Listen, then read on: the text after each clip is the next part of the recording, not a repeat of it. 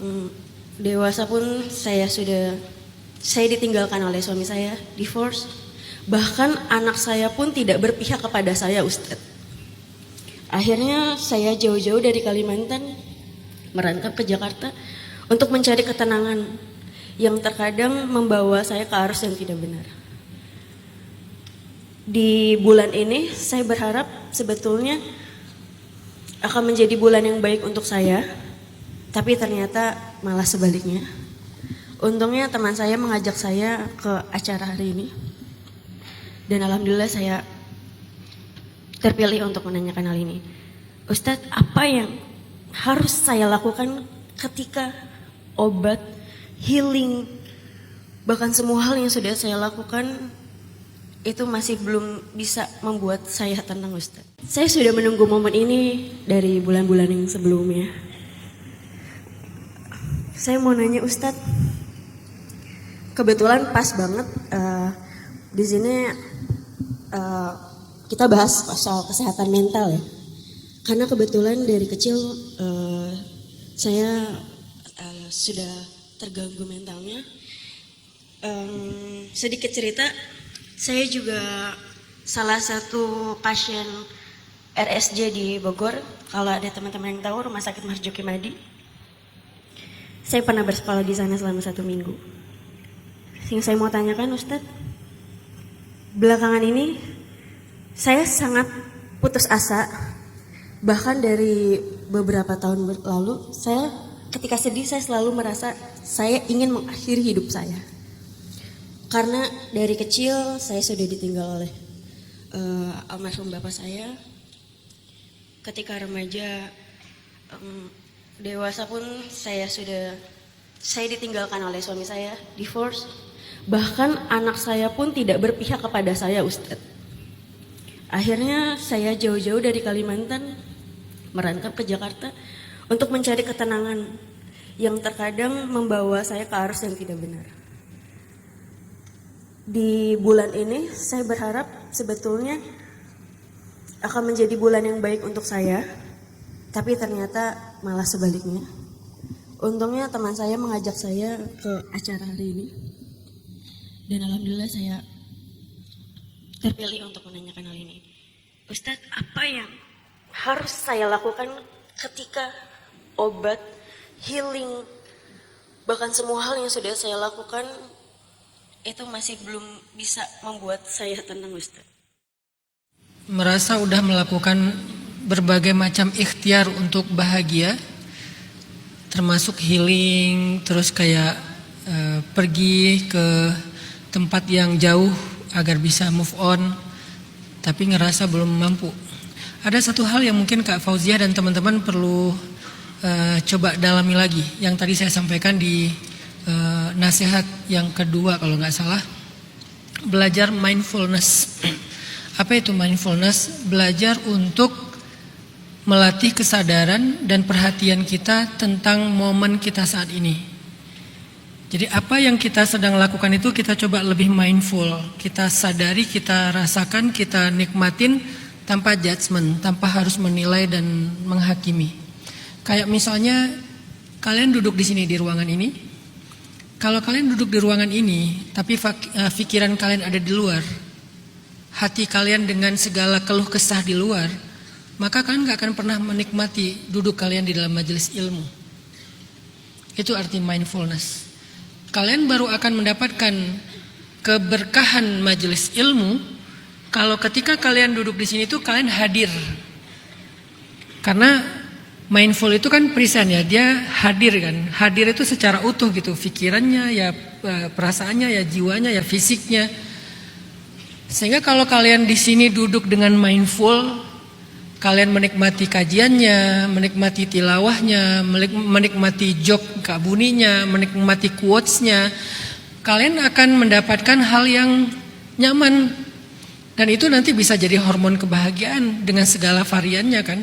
Ada hormon cinta, ada hormon painkiller, ada hormon mood stabilizer dengan segala macam istilahnya. Itu tuh akan muncul secara natural ketika kalian mindful dalam majelis. Begitu juga ketika kalian misalnya Kak Fauziah lagi pengen healing, Ada loh orang yang nonton, tapi pikirannya ada di luar. Kayak dia lagi nonton musik, orang di panggung tuh lagi nyanyi, yang di bawah tuh pada ngikutin nyanyinya. Tapi dia pernah kan lihat ada orang di konser, tapi dia beda sendiri gitu kan? Kayak nggak hadir gitu kan? Konser orang lain semuanya enjoy, kayak menikmati, dia sendiri. Itu kan berarti nggak mindful, dia nggak hadir di situ. Ini contoh-contoh ringan ya.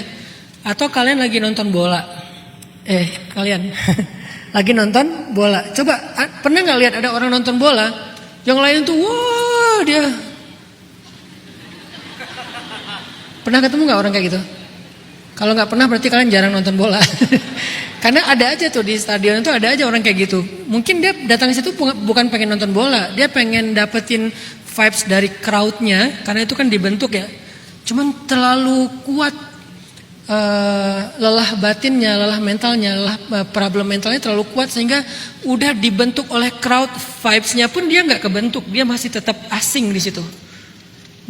Dia nggak mingle di situ, dia nggak ngeblend di situ, dia malah asing, kayak bukan orang yang ada di situ. Nah, gimana cara ngelatih mindfulness ini? Sholat. Karena ketika kita sholat, kita tuh memutuskan semua urusan di luar sholat. Begitu kita putus semua, ya dagangnya, ya urusan apapun dunianya, putus semuanya. Kan sholat itu adalah zikir, mengingat Allah. Jadi dia fokus dengan Al-Fatihahnya, Al-Ikhlasnya, An-Nasnya, tasbihnya, i'tidalnya, tahiyatnya. Di situ kan lagi berlatih tuh. Kalau di luar mungkin pakainya meditasi, yoga, segala macam. Kita sebagai muslim ya sholat, dan insya Allah kita yakin inilah yang terbaik untuk melatih mindfulness. Kita hadir dalam sholat kita, terputus semua urusan yang lain. Sampai para sahabat mengatakan, aku yang sholat, seolah di hadapan ke Allah, di belakang ke dosa, di kanan ke surga, di kiri ke neraka. Cuma itu yang dia ingat. Dia nggak ingat apa-apa. Bahkan ada sahabat yang ketika sholat, namanya Abdullah bin Zubair. Abdullah bin Zubair, kalau dia lagi sholat itu anak kecil, umur 7 tahun. Sholat duha, doa malam Ramadan, itu merpati hinggap di atas kepalanya. Dia nggak sadar. Merpati hinggap di atas kepalanya, sampai banyak merpati di atas kepalanya, pundaknya. Saking nyamannya dia berdiri sholat duha dengan tenang. Lalu setelah selesai sholat, orang-orang mengatakan, Abdullah, gimana cara sholat khusyuk kami sampai merpati hinggap di atas kepala? Apa kata-kata Abdullah bin Zubair?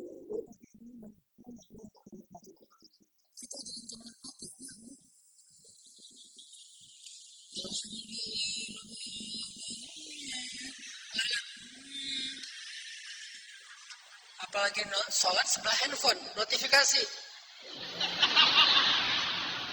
Gimana mau mindfulness coba? Sahabat itu sholat segitu mindfulnessnya. Kalau adiknya Abdullah bin Zubair lebih ekstrem lagi, Urwah bin Zubair, adiknya diamputasi kakinya dengan zikir. Dia nggak mau pakai bius, apalagi khamar, apalagi dipegangin sama laki-laki yang lain supaya nggak meronta-ronta. Kata dia, nggak usah pegangin saya, nggak usah kasih saya bius, nggak usah kasih saya khamar karena itu haram. Terus gimana cara kamu untuk menahan rasa sakit? Ya Allah, biarkan saya berzikir. Begitu dia udah berzikir, la ilaha illallah, la ilaha illallah, dia hadir, dia khusyuk, dia mindful, mulailah dokter mengiris kulitnya, lalu dagingnya, lalu yang terakhir pakai gergaji itu untuk memotong tulangnya. Selesai dia diamputasi, pengobatannya ditutup luka pendarahannya dengan cara dia dimasukkan ke dalam minyak mendidih kakinya sampai dia pingsan. Dia sakit. Gimana nggak sakit dimasukin ke minyak mendidihnya? Tapi dia bisa menahan semua itu sampai pingsan. Kenapa? Mindful zikir. Nah jadi sholat, zikir, tilawah Al-Quran. Coba kalian kayak, saya tadi lagi baca artikel-artikel tentang mindful ibadah itu, saya coba latihan aja sambil dengerin Laura Kadam, saya buka tasbih saya lagi mindful salawat. Coba mindful salawat, menikmati salawat, menikmati kalau kalian lagi baca Quran, nikmati baca Qurannya. Kalau kalian lagi zikir, nikmatin zikirnya.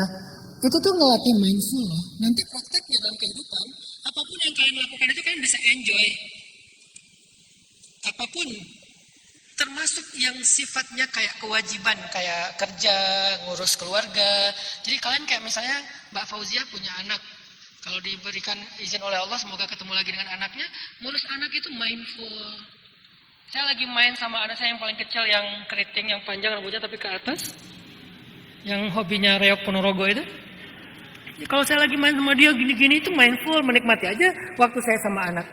Saya nggak mau mikirin urusan kerjaan yang lain. Saya punya masalah di sebuah usaha saya yang lumayan berat. Saya nggak mau mikirin itu. Saya lagi sama anak. Jadi saya mindfulnya dengan anak, hadirnya dengan anak. Nanti di kerjaan hadirnya dengan kerjaan.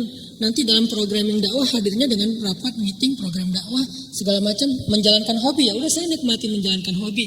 Kalau saya lagi kayak tadi saya cerita ke Banda Nera, ini setelah ini misalnya saya mau ke Morotai, ke Ternate, mau diving, ya udah saya nikmatin aja divingnya. Nah, melatih mindfulness dalam hidup membuat kita hadir. Akhirnya kita bisa menemukan sesuatu yang membuat kita enjoy di situ. Sehingga nggak ada lagi alasan, saya udah jalan-jalan Ustaz, tapi saya nggak dapat apa-apa. Karena kamu nggak mindful, kamu nggak hadir.